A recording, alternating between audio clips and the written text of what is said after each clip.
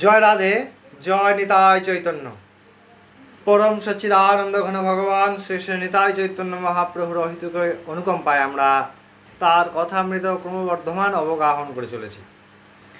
এই সম্পূর্ণ প্রকৃতি যা পরমাত্মা তত্ত্বে থেকে প্রকাশ, দা মায়াকৃত, এই প্রকৃতি কেবলমাত্র ভগবানের খেলা। যেমন আমরা সারাদিন খেলতে পারি না, কোনো একজন শিশু খেলছেন, কিছু সময় ধরে খেলে আবার তার বাড়িতে ফিরে আসেন, তেমন আমাদেরকেও সেই পরমাত্মা তত্ত্বে মিলতে হবে। কিন্তু আমরা এই খেলায় এমন মেতে গেছি যে সন্ধে হয়ে আসছে, হিংস্র প্রাণীর আক্রমণ হতে পারে, আমরা সেই দিকে ভ্রুক্ষেপ করছি না, আমরা খেলায় উন্মত্ত হয়েছি। তাই ভগবান টোকা দিয়ে বললেন, মা ডেকে বললেন, হে জীব, হে আমার পুত্রগণ, তোমরা বাড়ি ফিরে এসো। সেই বাড়ি ফিরে যাওয়ার ডাক ভগবান শ্রীমদ্ ভগবদ্গীতায় দিচ্ছেন। আমরা কথামৃত প্রসঙ্গে অগ্রসর হচ্ছিলাম জ্ঞান বিজ্ঞান যোগে ৯তম শ্লোকে। আজকে আমরা ১০তম শ্লোক আলোচনা করব। ১০তম শ্লোকে ভগবান বীজ অর্থাৎ সেই পরমাত্মা কেমন সমস্ত শক্তির বীজ স্বরূপে বর্তমান, সেই তত্ত্ব ভগবান বর্ণনা করছেন অর্জুনকে। ভগবান এর আগে যতবার অবতীর্ণ হয়েছেন, ভগবান কোথাও বলেন নাই যে আমি ভগবান। বৃন্দাবনে এত লীলা করেছেন, বলেন নাই আমি ভগবান, কেউ বলেন নাই, কারণ ভগবান অহংরহিত হন। অর্জুন বিপদে পড়েছেন, তাই তাকে তত্ত্ব প্রকাশিত করছেন গোপনে, কেউ জানছে না। তখন বলছেন আমি ভগবান, আমি এই তত্ত্ব, পরমাত্মা এই তত্ত্ব, এই তত্ত্ব। তাও অনেক পরে বললেন, অনেক পরে বললেন। মাত্রে অপরতারনাথ কিঞ্চিৎ অস্তি ধনঞ্জয়, আমি ছাড়া হে ধনঞ্জয় কোনো কিছুর অস্তিত্ব নেই। তারপরে তো ধনঞ্জয়ের বিকার তো গেল না, সেই রকম আমরা শুনলে আমাদের বিকার যায় না। দেখি ভগবান এই শ্লোকে কী বলছেন। ভগবান জ্ঞান বিজ্ঞান যোগে অর্জুনকে উপদেশ করছেন যে ১০তম শ্লোকে বীজং মাং সর্বভূতানাং বিদ্ধি পার্থ সনাতনম বুদ্ধির মতাস্মস্মি তেজস তেজস্বিনাম্যহম। হে পার্থ, আমাকে সর্বপ্রাণীর অনাদি বীজ অর্থাৎ সর্বপ্রাণীর অনাদি বীজ বলে জানবে। সমস্ত প্রাণী তার বীজ পরমাত্মা। যেমন আমরা ভ্রমিত হই, এই তত্ত্বটা কেমন, তাহলে তো একজন প্রাণীর হবে, অত প্রাণীর বীজ কিভাবে হয়, অত বীজ এমন নয়।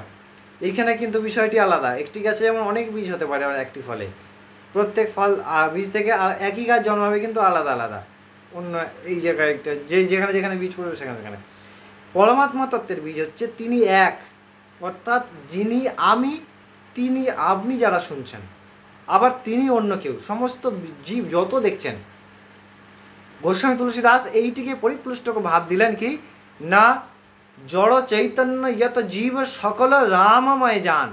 জড় চৈতন্য শুধুমাত্র জীব শক্তি মানে প্রাণীগণ নয়, যারা চলতে ফিরতে পারছে, কথা বলতে পারছে, জীবযুক্ত প্রাণযুক্ত। জড় চৈতন্য যত জীব সকল রামময় যান, অর্থাৎ ভগবান এই বীজ কিভাবে বললেন, এই বীজ শুধুমাত্র চৈতন্য ঘনযুক্ত জীবের নয়, সেই জড় বস্তুরও সত্তা ভগবানই। কারণ ভগবানই সমস্ত সৃষ্টিতে সেজে রয়েছে। ভগবান নিজেকে নিজের মধ্যে সৃষ্টি করেছেন, আবার প্রলয় যখন করবেন নিজেকে নিজের মধ্যে প্রলয় করবেন। একমাত্র তিনি ছিলেন, তিনি আছেন, আর তিনি থাকবেন। ভগবান আরও বলছেন অনাদিগণের বীজ এবং বুদ্ধিমানগণের বুদ্ধি, অর্থাৎ আমরা বল ছাড়া বলবান হতে পারি না, সেরকম বুদ্ধি ছাড়া বুদ্ধিমান হতে পারি না। যেটার জন্যে আমরা প্রকাশিত হচ্ছে আমাদের পরাক্রম, আমাদের শক্তি, সেই পরাক্রমের প্রধান বীজটা কি, বুদ্ধি, সেইটিও ভগবান নিজে। এবং কি বললেন, তেজস্বীগণের তেজ সকল, তেজস্বীগণের তেজ অর্থাৎ যে সমস্ত তেজস্বী আছেন তাদের তেজ প্রকাশ স্বরূপ ভগবান। যখন ভগবান এই কারণেই বলছেন ব্রহ্মভূতা প্রসন্নাত্মা ন শৌচতি ন কাঙ্ক্ষতি সম সর্বেষু ভূতেষু মদভক্তি লভতে পরাম। এখানে ব্রহ্মভূত হয়ে গেলে, তেজবান হয়ে গেলে, সেই তেজ স্বরূপ, প্রকাশ স্বরূপ, চিদানন্দ স্বরূপ ভগবানই একমাত্র বর্তমান। আশা করি এই শ্লোকের অর্থ আপনারা বুঝতে পেরেছেন।